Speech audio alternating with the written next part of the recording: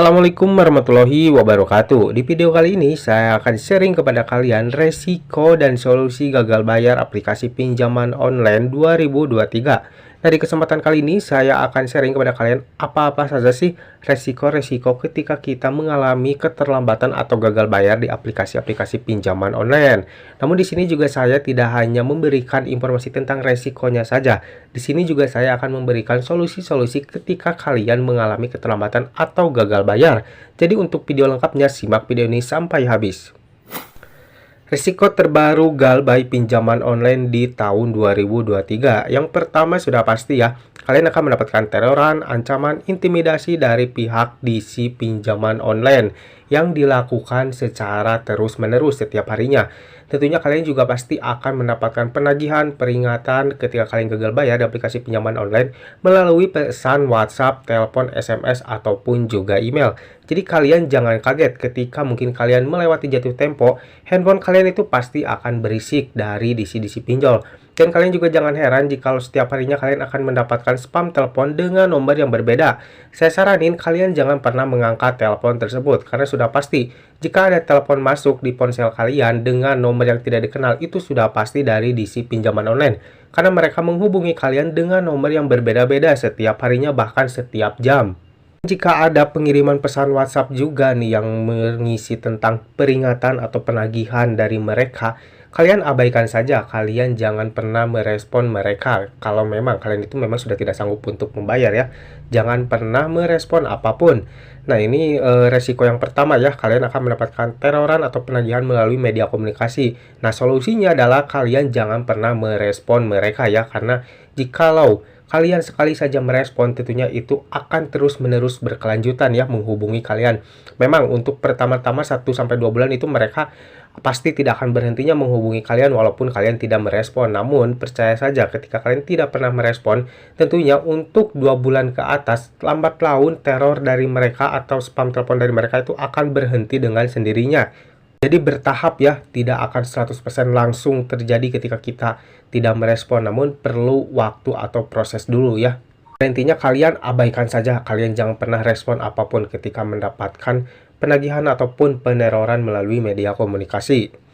Nah, yang selanjutnya adalah melakukan penyebaran data. Nah, untuk aplikasi pinjaman online legal, penyebaran data ini kemungkinan kecil terjadi ya, karena untuk penyebaran data biasanya terjadi di aplikasi pinjaman online ilegal yang mana mereka pasti akan menghubungi nomor kontak darurat dan nomor-nomor di luar kontak darurat.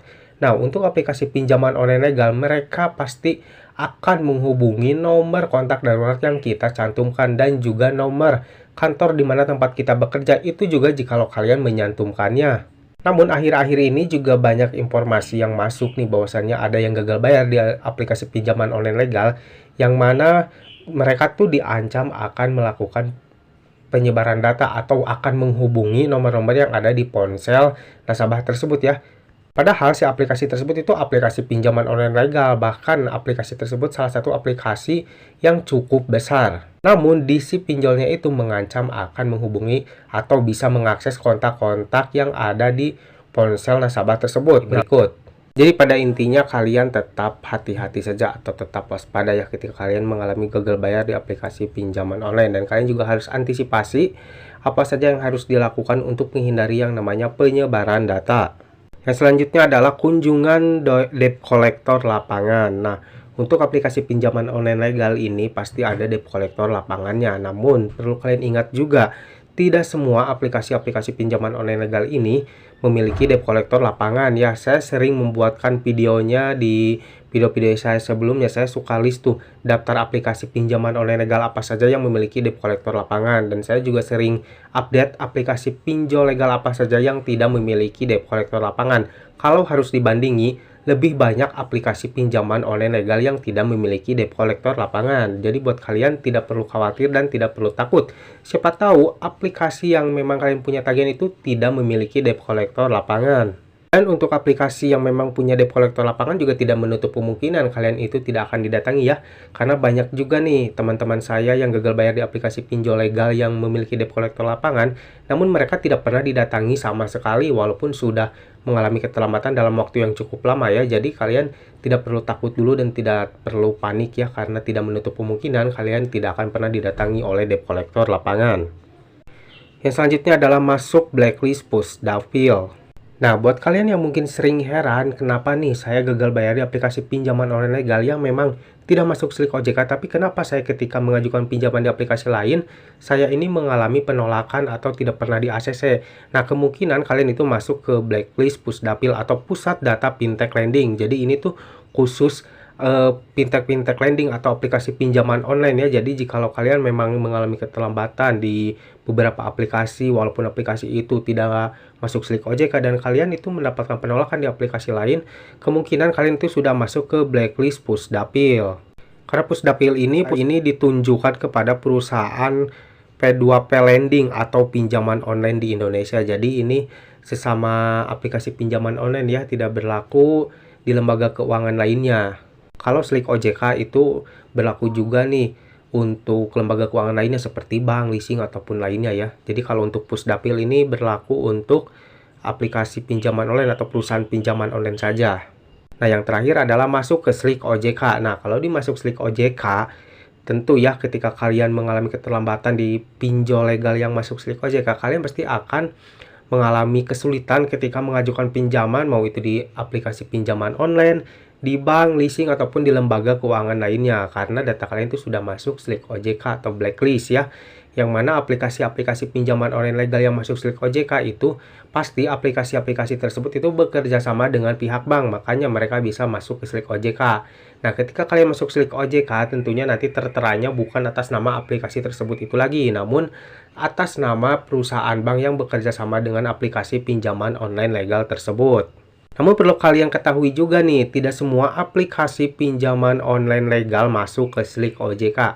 Hanya beberapa saja aplikasi-aplikasi pinjaman online legal yang masuk ke Slik OJK atau blacklist. Masih banyak juga nih aplikasi-aplikasi pinjaman online legal yang tidak masuk ke Slik OJK.